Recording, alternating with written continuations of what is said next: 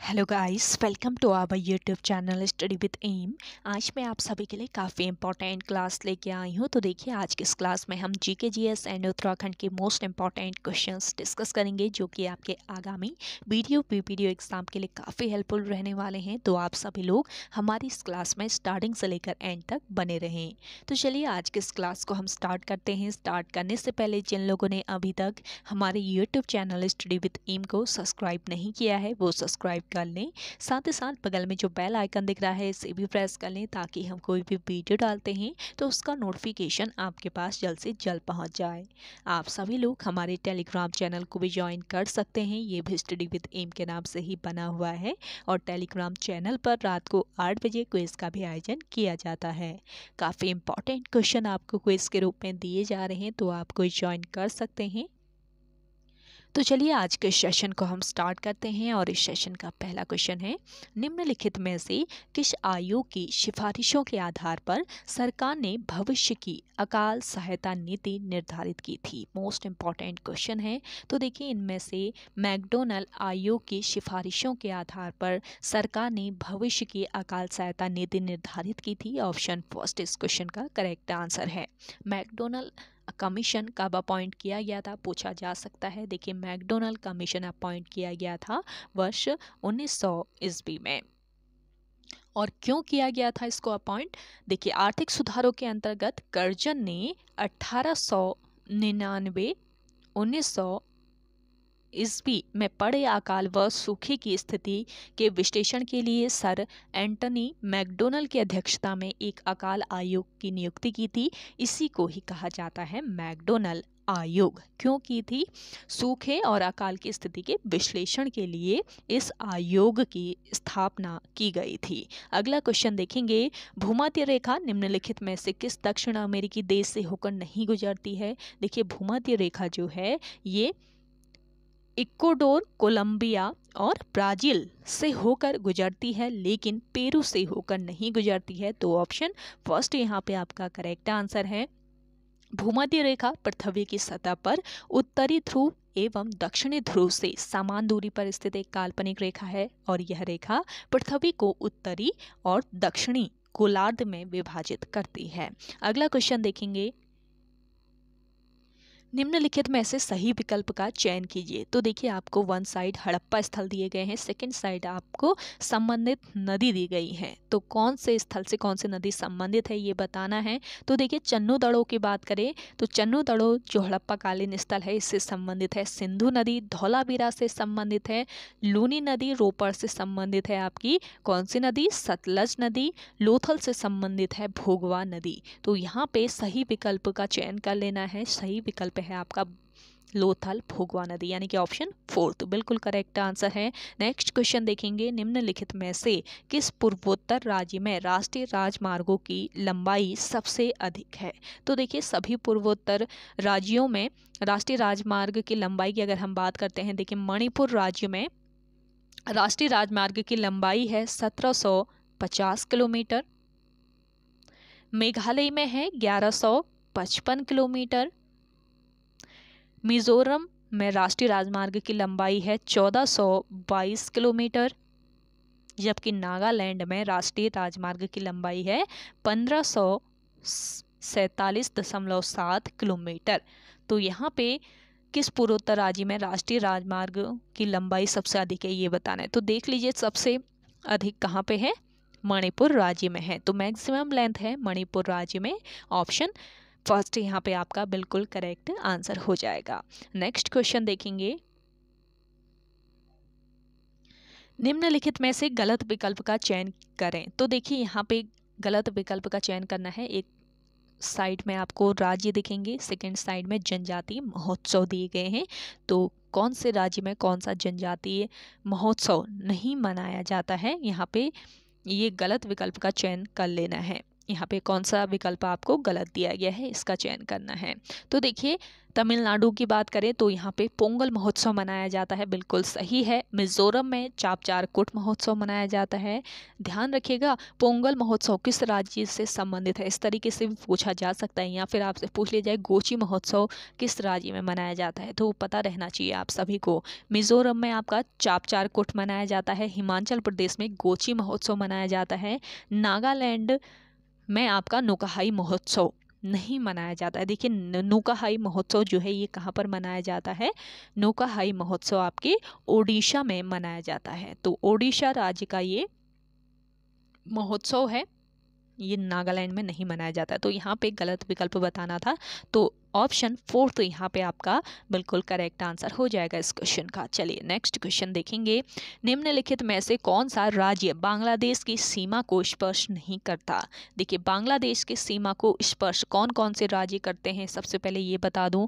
देखिए पहला राज्य है पश्चिम बंगाल राज्य, जो कि बांग्लादेश की सीमा को स्पर्श करता है। दूसरा राज्य है मेघालय राज्य, जो कि बांग्लादेश की सीमा को स्पर्श करता है। तीसरा है आपका मिजोरम,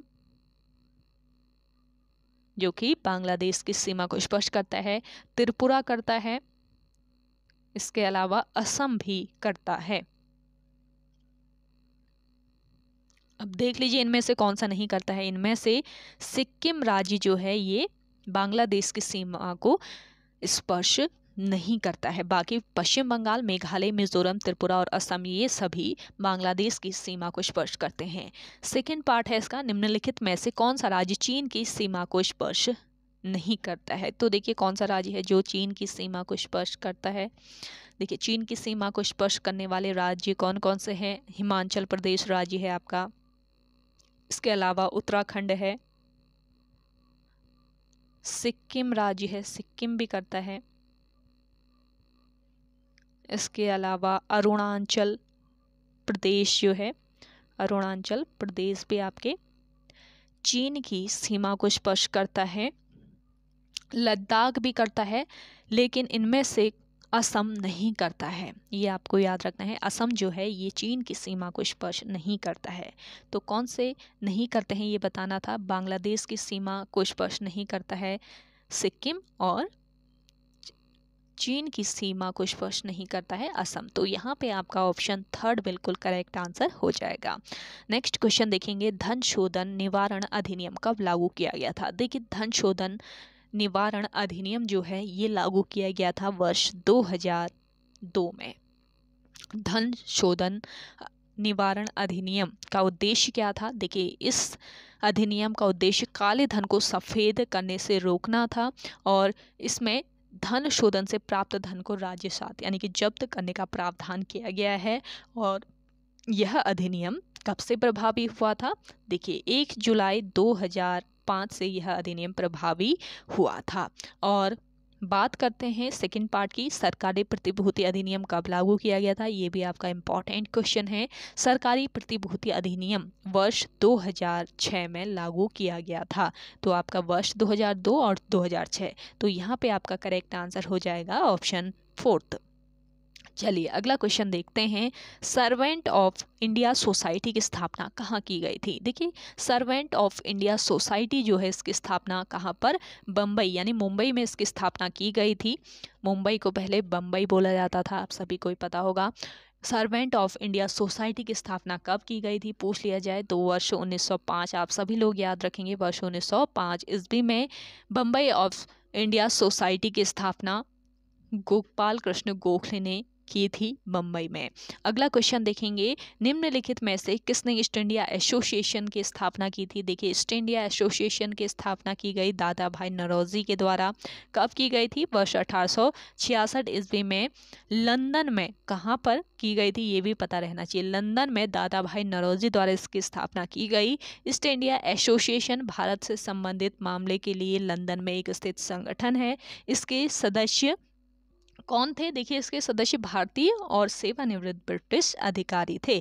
नेक्स्ट क्वेश्चन है आपका, निम्नलिखित में से सही विकल्प का चयन कीजिए। ये भी आपका काफ़ी महत्वपूर्ण क्वेश्चन है। तो देखिए सही विकल्प इनमें से बताना है। कवाल टाइगर रिजर्व आपके कहाँ पर आंध्र प्रदेश में नहीं है, तेलंगाना में है।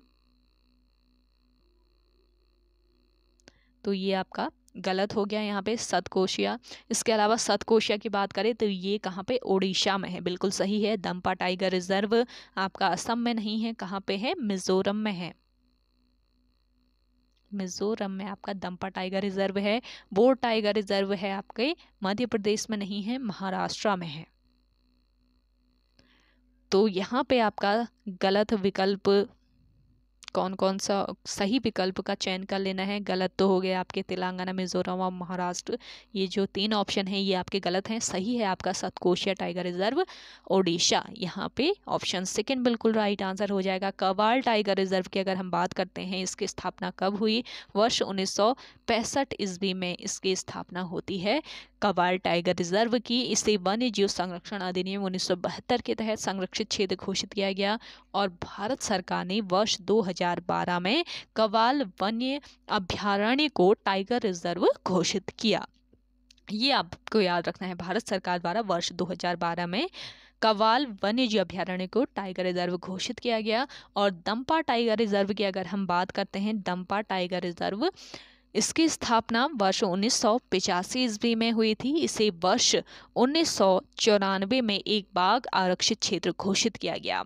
और देखिए, केंद्रीय पर्यावरण वन मंत्रालय ने 1 जुलाई 2014 को टाइगर रिजर्व के रूप में, जो केंद्रीय पर्यावरण और वन मंत्रालय है, इसने 1 जुलाई 2014 को टाइगर रिजर्व के रूप में बोर वन्यजीव अभ्यारण्य, बोर वन्यजीव अभ्यारण्य को अधिसूचित किया। और यह वन्यजीव अभ्यारण्य भारत का कौन सा, 47वां टाइगर रिजर्व बना। ये ध्यान रखेंगे, बोर टाइगर रिजर्व जो बना ये 47वां टाइगर रिजर्व बना भारत का। चलिए अगला क्वेश्चन देखते हैं। केंद्रीय ग्रामीण स्वच्छता कार्यक्रम कब शुरू किया गया था, मोस्ट इंपॉर्टेंट है। केंद्रीय ग्रामीण स्वच्छता कार्यक्रम की शुरुआत की गई थी कब, 1986 में केंद्रीय ग्रामीण स्वच्छता कार्यक्रम शुरू किया गया था। और सेकेंड पार्ट है, निम्नलिखित में से किस पंचवर्षीय योजना के दौरान केंद्रीय ग्रामीण स्वच्छता कार्यक्रम शुरू किया गया था। तो करेक्ट आंसर हो जाएगा कौन सी ये पंचवर्षीय योजना थी, ये थी आपकी 7वीं पंचवर्षीय योजना। तो यहाँ पे ऑप्शन सेकेंड बिल्कुल राइट आंसर आपका हो जाएगा। ग्रामीण स्वच्छता कार्यक्रम भारत में स्वच्छता की पहली प्रमुख संचारित पहल थी और यह राजीव गांधी के नेतृत्व में कांग्रेस सरकार द्वारा शुरू किया गया था। अगला क्वेश्चन देखेंगे, लाल पांडा परियोजना कब शुरू की गई। लाल पांडा परियोजना को शुरू किया गया था 1996 में, यानी कि ऑप्शन सेकंड बिल्कुल राइट आंसर हो जाएगा। देखिए, वर्ष 1996 ईस्वी में विश्व वन्य जीव कोष यानी कि WWF के सहयोग से पद्मजा नायडू हिमालयन जंतु पार्क के द्वारा लाल पांडा परियोजना की शुरुआत की गई थी। और लाल पांडा भारत के पूर्वी हिमालय क्षेत्र में 1500 से लेकर 4000 मीटर की ऊंचाई पर सिक्किम, अरुणाचल प्रदेश तथा दार्जिलिंग के जंगलों में पाया जाता है। और ये भालू के परिवार का सदस्य माना जाता है, इसे भालू के परिवार का सदस्य माना जाता है लाल पांडा को। अगला क्वेश्चन है, थामिन मृग परियोजना किस वर्ष शुरू की गई थी। थामिन मृग परियोजना की शुरुआत की गई थी 1977 में, यानी कि ऑप्शन फोर्थ बिल्कुल राइट आंसर है। मणिपुर राज्य के लोकटक झील के दक्षिण पूर्वी भाग में पाए जाने वाले विश्व के इस दुर्लभ स्तनधारी के संरक्षण हेतु वर्ष 1977 में इस परियोजना की शुरुआत की गई थी। कहाँ पर पाया जाता है, मणिपुर राज्य के लोकटक झील के दक्षिण पूर्वी भाग में थामिन मृग पाया जाता है और इसके संरक्षण के लिए वर्ष 1977 में थामिन मृग परियोजना की शुरुआत की गई। अगला क्वेश्चन देखेंगे, निम्नलिखित में से किन अनुच्छेद के अंतर्गत सिक्किम राज्य से संबंधित के संबंध में, सिक्किम राज्य के संबंध में विशेष प्रावधान दिए गए हैं। तो देखिए, ये अनुच्छेद है आपका अनुच्छेद 371F, जिसमें सिक्किम राज्य के संबंध में विशेष प्रावधान दिए गए हैं। तो ऑप्शन सेकेंड बिल्कुल राइट आंसर है आपका यहाँ पे। अगला देखेंगे, निम्नलिखित में से किस अंतर्राष्ट्रीय संगठन का मुख्यालय जिनेवा, स्विट्जरलैंड में स्थित नहीं है। तो करेक्ट आंसर हो जाएगा आपका यहाँ पे संयुक्त राष्ट्र सुरक्षा परिषद। इसका मुख्यालय कहाँ पर? जिनेवा स्विट्जरलैंड में नहीं है, इसका मुख्यालय न्यूयॉर्क में है। याद रखेंगे, न्यूयॉर्क संयुक्त राज्य अमेरिका में इसका हेडक्वार्टर है।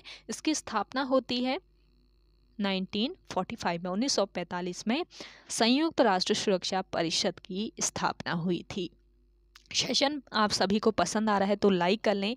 जिन लोगों ने अभी भी हमारे YouTube channel study with M को सब्सक्राइब नहीं किया है वो सब्सक्राइब कर लीजिए। सेशन आप सभी लोग ज़्यादा से ज़्यादा शेयर कीजिएगा अपने दोस्तों के साथ, अपने व्हाट्सएप ग्रुप्स में, क्योंकि बिल्कुल फ्री ऑफ कॉस्ट आप सभी को ये सेशन प्रोवाइड किया जा रहा है। इंपॉर्टेंट और यूनिक क्वेश्चन से ये भरपूर है, साथ ही साथ आप सभी को यहाँ पे इंपॉर्टेंट फैक्ट भी दिए जा रहे हैं। चलिए अगला देखेंगे, निम्नलिखित में से किस यूनेस्को सांस्कृतिक विश्व धरोहर स्थल को सबसे पहले अधिसूचित किया गया? तो देखिए, सबसे पहले किस यूनेस्को सांस्कृतिक विश्व धरोहर स्थल को अधिसूचित किया गया है ये बताना है। अहमदाबाद का ऐतिहासिक नगर, इसे यूनेस्को सांस्कृतिक विश्व धरोहर स्थल के रूप में अधिसूचित किया गया था वर्ष 2017 में।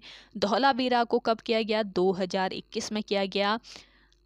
इसके अलावा काकतीय रुद्रेश्वर मंदिर को किया गया था 2021 में, और जयपुर शहर को यूनेस्को सांस्कृतिक विश्व धरोहर स्थल के रूप में अधिसूचित किया गया 2020 में। तो सबसे पहले किया गया था किसको? अहमदाबाद के ऐतिहासिक शहर को किया गया इनमें से। तो ऑप्शन फर्स्ट यहाँ पे आपका राइट आंसर हो जाएगा। चलिए नेक्स्ट क्वेश्चन है आपका, मानव धर्म सभा की स्थापना कहाँ की गई थी?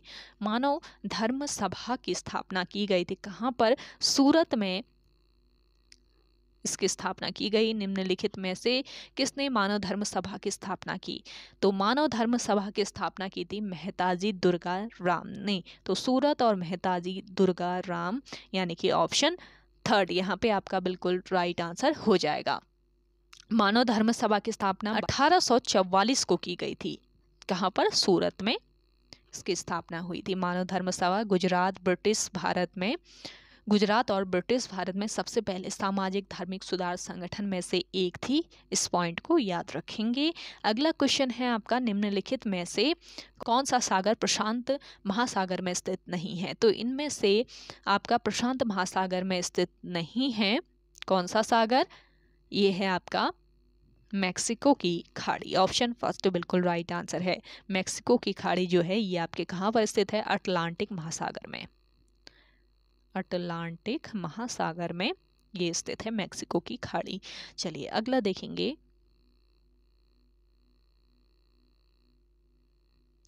निम्नलिखित में से किस राज्य या केंद्र शासित प्रदेश की तट रेखा की लंबाई सबसे कम है? तो देखिए, किस राज्य या केंद्र शासित प्रदेश की तट रेखा की लंबाई सबसे कम है ये बतानी है। तो यहाँ पे तट रेखा की सबसे पहले लंबाई की अगर हम बात कर लेते हैं सभी राज्य और केंद्र शासित प्रदेश की, दिए गए ऑप्शंस में से लक्षद्वीप की है कितनी? 132 किलोमीटर। गोवा की है 101 किलोमीटर, किसी की भी पूछ ली जाए आपको पता रहना चाहिए। पुडुचेरी की है 47 किलोमीटर। दमन और द्वीप की है कितनी? 42.5 किलोमीटर। तो इनमें से किस राज्य और केंद्र शासित प्रदेश की तट रेखा की लंबाई सबसे कम है? सबसे कम है किसकी? दमन और द्वीप की। ऑप्शन फोर्थ बिल्कुल करेक्ट आंसर यहाँ पे आपका हो जाएगा। चलिए अगला देखेंगे, उत्तराखंड में वन अधिकार कानून कब लाया गया था? Most important question. उत्तराखंड में वन अधिकार कानून लाया गया था आपके वर्ष 2006 में।